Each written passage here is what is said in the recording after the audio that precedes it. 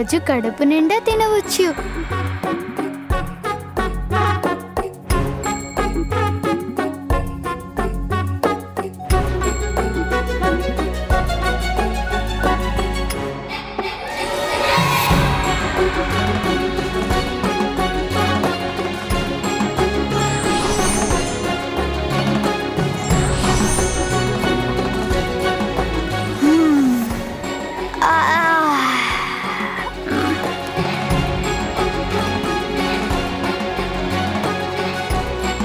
అమ్మా, చాలా రుచిగా ఉంది.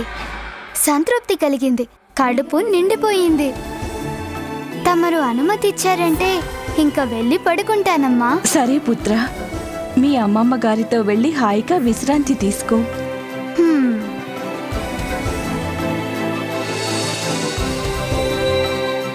ఈరోజు వెళ్ళి విశ్రాంతి తీసుకో. రేపటి నుండి నువ్వు చాలా శ్రమించాల్సి వస్తుంది. కఠినమైన తపస్సు ద్వారా శక్తులు దివ్యత్వాలకై సాధన చేయాల్సి ఉంటుంది.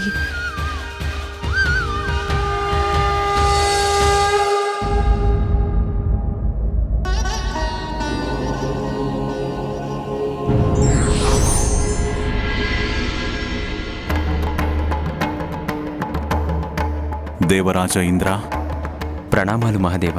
తమ రాకకు కారణము? దక్షిణ దిశలో మళ్లీ అసురుల దురాఘాతాలు ఎక్కువయ్యాయి. మా దేవతలను సంరక్షించడానికి గాను మరోసారి దేవతల సేనాపతి అయిన కార్తికేయుడి అవసరం ఉంది.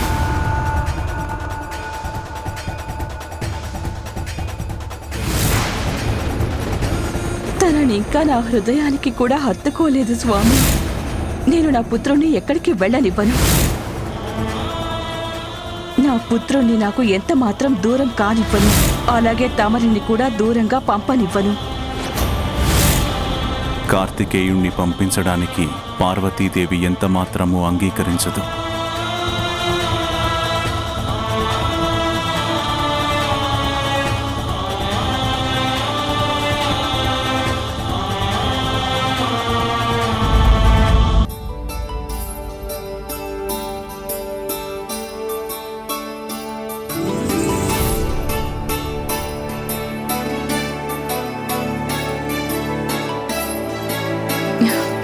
గజాననా,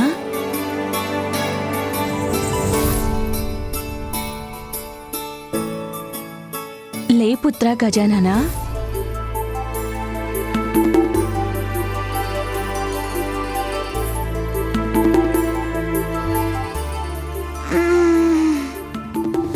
అమ్మా, తెల్లవారిపోయిందా? భలే భలే, నాకు అన్నప్రాసనం అయిపోయింది కాబట్టి నేను ఏది కావాలంటే అది తినొచ్చు కదమ్మా. లేదు పుత్ర, సాధన చేసేటువంటి సాధకుల దృష్టి భోజనం, నిద్ర, ఆటల మీద కాదు, కేవలం తన సాధన మీద మాత్రమే కేంద్రీకరించాల్సి ఉంటుంది. సాధన అంటే ఏమిటి? పంచాగ్ని తపస్సు అంటే అత్యంత కఠినమైన తపస్సు చేయాల్సి ఉంటుంది. నీ సాధన ఈ రోజు నుండే ప్రారంభమవుతుంది. దానికోసం నువ్వు అర్హతలు సాధించుకోవాల్సి ఉంటుంది. ప్రాతకాలంలోనే లేచి స్నానం చేసి పూజా స్థలానికి చేరుకుని భగవంతుడికి భక్తితో పూజ చేసి నైవేద్యం పెట్టాల్సి ఉంటుంది. వెళ్ళు పుత్ర, స్నానం చేసిరా. వచ్చాక నేను నిన్ను భవనానికి దూరంగా ఉన్న నీ తపోస్థలానికి తీసుకువెళతాను. మన భవనానికి దూరంగానా? సరే అమ్మా.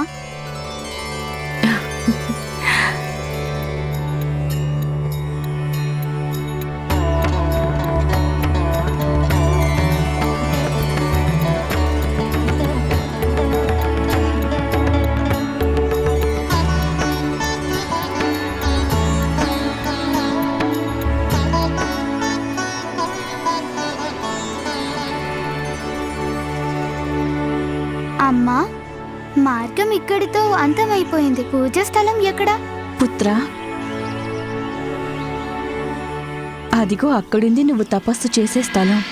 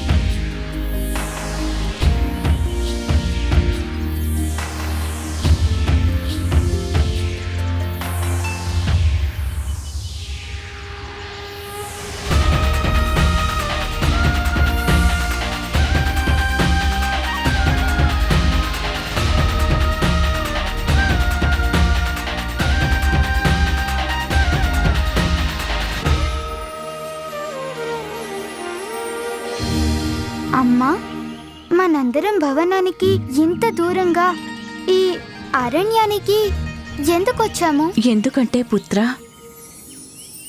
ఈ నిర్జనమైన ప్రదేశ స్థలంలో నీ మనసేమాత్రం చలించదు.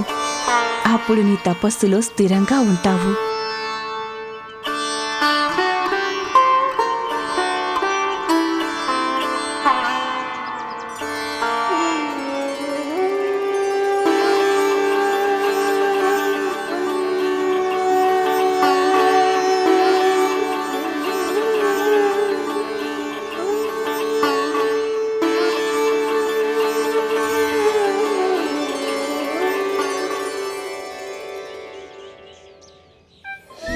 అమ్మా, ఈ పంచాగ్ని తపస్సు అంటే ఏమిటి? దీని విశిష్టత ఏమిటి? పుత్ర, మన శరీరంలో 7 చక్రాలుంటాయి.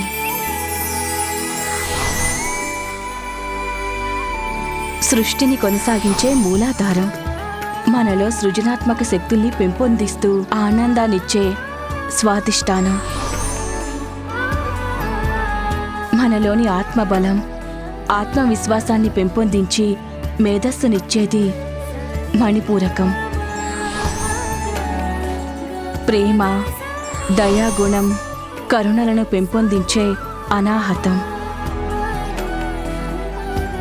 మన జీవితంలో సత్యసంధతను ప్రభావితం గావించే విశుద్ధి చక్రం, సహజ జ్ఞానం, అంతర్దృష్టి కేంద్రం అజ్ఞాచక్రం, సహస్రారం విశుద్ధ పావన చైతన్యానికి మూలం. కుండలిని శక్తి, చైతన్యాలు మనందరిలోని వెన్నెముక్క ఆధార స్థానంలో స్థిరమై ఉంటుంది.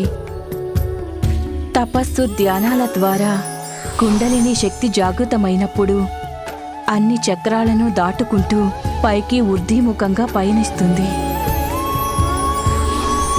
ఎప్పుడైతే అది మన శిరస్సు అలాగే మెదడుని చేరుకుంటుందో అప్పుడు మనకు పరమజ్ఞానం సంప్రాప్తిస్తుంది. మనం ఆ శక్తిని గ్రహించడానికి అన్ని చక్రాలని స్వచ్ఛపరచాల్సిన అవసరం ఉంటుంది. పంచాగ్ని తపస్సు జాగృతమై అగ్ని మనసుని శుద్ధీకరణం చేస్తుంది పుత్ర. ఈ దీపాగ్ని శిఖ మీద నీ దృష్టిని కేంద్రీకరించి నీ తపస్సుని ఆరంభించాల్సి ఉంటుంది. నీ ధ్యానం లోతుల్లోకి ప్రవేశించిన కొద్దీ ఈ దీపంలోని అగ్ని నుండి నీకు 4 వైపులా పంచాగ్నిని ప్రజ్వలింపజేస్తుంది. అదే నీలోని సమస్త శక్తులకు శుద్ధీకరణకి సంకేతం పుత్ర. పుత్ర, అప్పుడు నీకు సర్వోత్తమ ఆత్మజ్ఞానం లభిస్తుంది. ఇక నైవేద్యం పెట్టి నీ తపస్సుకి శుభారంభం చెయ్యాలి పుత్ర. అలాగే అమ్మా.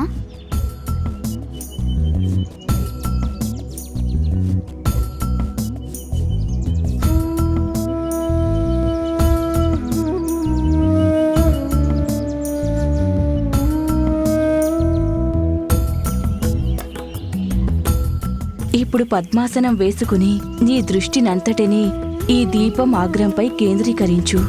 అలాగే అమ్మా.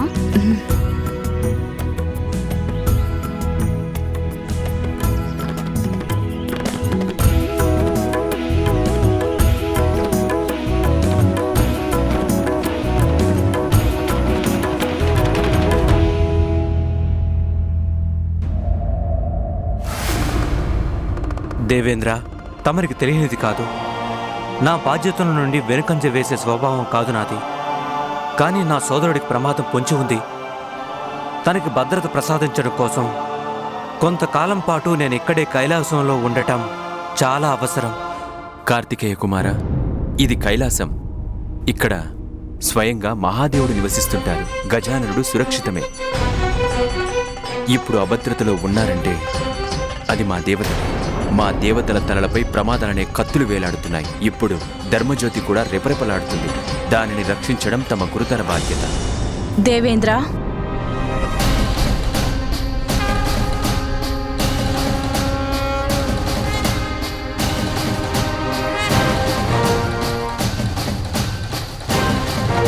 కేవలం పార్వతీమాత మహాదేవుల పుత్రుడైనంత మాత్రం చేత పదవులు ప్రదానం చెయ్యకూడదు. తమ అర్హతను నిరూపించుకోవడానికి ఇప్పటి వరకు ఏ కార్యాన్ని చెయ్యలేదు. దైవత్వాన్ని పొందడానికి ఉన్న వాళ్ళకి ఏకైక మార్గం అర్హతని నిరూపించుకోవాల్సిన అవసరం ఉంది. పుట్టుక కాదు. ప్రణామాలు మాత.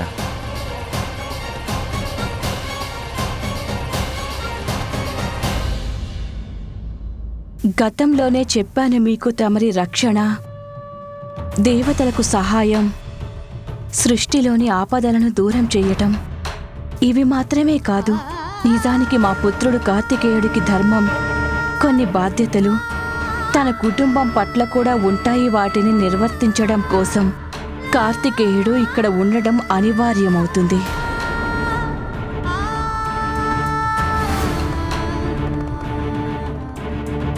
ప్రభు, నేను కేవలం నివేదించుకోగలనంతే.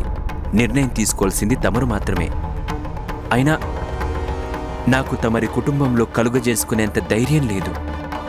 కాని ప్రభు, ప్రమాదం సర్వనాశనం చేయడానికి నోరు తెరుచుకుని నిలబడింది. దేవ సైన్యాధ్యక్షుడైన కారణంగా కార్తికేయుల వారు దక్షిణ దిగ్భాగంలో ఉండడం అత్యవసరం ప్రభు. దేవేంద్ర, మా చిన్న కుమారుడు కార్తికేయునికి తమ్ముడు గజాననుడు ఈరోజే ఒక అత్యంత కఠినమైన తపస్సుని ఆరంభించాడు. అందువలన నాకు మా పుత్రుడు కార్తికేయుడు ఇక్కడ ఉండడం అవసరం. కఠినమైన తపస్సు అంటే పార్వతీదేవి తన వాగ్దానాన్ని మర్చిపోలేదు. ఒకవేళ గజానుడు ఆ తపస్సులో శక్తిశాలిగా రూపొందితే ఎవరికి తెలుసు తనెంత సామర్థ్యం సంపాదిస్తాడో? ఎవరికి తెలుసు ఆ తర్వాత నా పదవి నుంచి నన్ను తప్పించి నా సింహాసనానికి ఎసరు పెడితే? లేదు, అలా ఎంత మాత్రం జరగనివ్వకూడదు.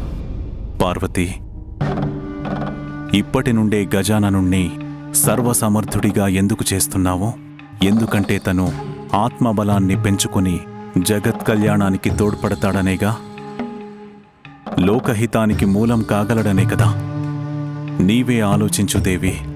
నీ కుమారుడైన కార్తికేయుడు నీ శక్తులన్నిటినీ పొంది పూర్తిగా సమర్థుడైనాడు. తనని తాను రక్షించుకోవడంతో పాటుగా సజ్జనులందరినీ రక్షించడంలో కూడా సమర్థుడు. రక్షించడమే తన ధర్మం, అవునా? పుత్రా, నీవే చెప్పు, నీ సేవల అవసరం ఎక్కడుంది? ఇక్కడా లేక దక్షిణానా?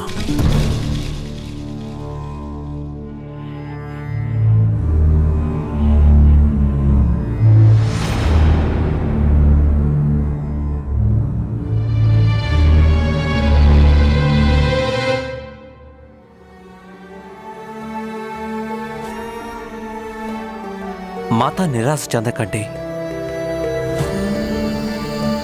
తండ్రి గారి సూచన సమంజసం. తమరిక్కడ గజానుడి యొక్క భద్రత విషయంలో శ్రద్ధ చూపించండి. నేనక్కడ దక్షిణాన నా బాధ్యతల్ని నిర్వహిస్తాను మాత. ఎప్పుడైతే తమరికి నా అవసరం కలుగుతుందో అప్పుడు నేను ఇక్కడికి రాగలను మాత. మరి తమను నేను వెళ్ళడానికి అనుమతించగలరా?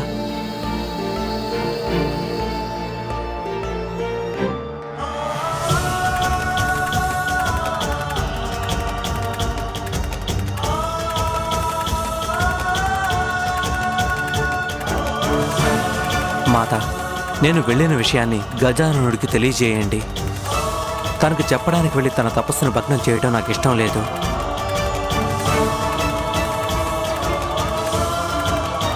నువ్వెళ్ళు పుత్ర.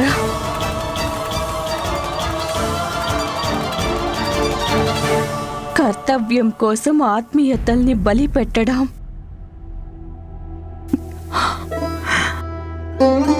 హృదయాన్ని బండ చేసుకుని సంతానాన్ని దూరం చేసుకోవడం అలవాటుగా మారింది నాకు. ఇప్పుడు మీరు కూడా వినండి దేవేంద్ర. ఎలాగూ మా పుత్రుడు గజాననుడు తన తపస్సులో సఫలమవుతాడు. అందుకు ఎవరి సహాయ సహకారాలు అవసరం ఉండదు. తను సమర్థుడిగా మారి కేవలం తనవి మాత్రమే కాదు, సృష్టిలోని అన్ని సమస్యలని పరిష్కరించే సామర్థ్యాన్ని పొందుతాడు.